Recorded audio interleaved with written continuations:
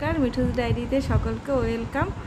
আজ দেখুন নিয়ে চলে এসেছি বর্ষার দিন ইলিশের রেসিপি হলে তো আর কথাই লাগে না। তো আমি দেখুন একদম সিম্পলভাবে 10 মিনিটে ইলিশ ভাপার এই রেসিপিটা বানাবো।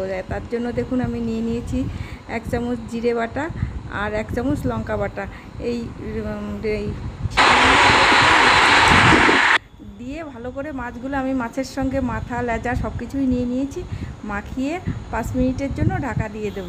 তো আমাদের বাঙালিদের ইলিশ প্রিয় বাঙালি বেশিরভাগ মানুষই কিন্তু আমরা ইলিশ পছন্দ করি। তো দেখুন আর একটু জল দিয়ে দেবো, দিয়ে 5 মিনিটের জন্য আমি গ্যাসের উনুন ধরিয়ে ঢাকা দিয়ে দেবো। এবার 5 মিনিট হয়ে গেলে মাছগুলো আমি একবার উল্টে দেব। তো এই যে ঢাকা দিয়ে দিলাম, এবার 5 মিনিট পর মাছগুলো উল্টে দেবো। মাছগুলো এইভাবে একটু চামচের সাহায্যে উল্টে দেবো যাতে ভেঙে না যায়। তো এইভাবে ইলিশ ভাপার রেসিপি খেতে কিন্তু খুবই সুন্দর লাগে। এই দেখুন হয়ে গেছে। তো এইভাবে একবার হলেও আপনারা বাড়িতে ট্রাই করে দেখতে পারেন, খেতে কিন্তু দুর্দান্ত লাগে গরম ভাতে। আর আবার দেখা হবে।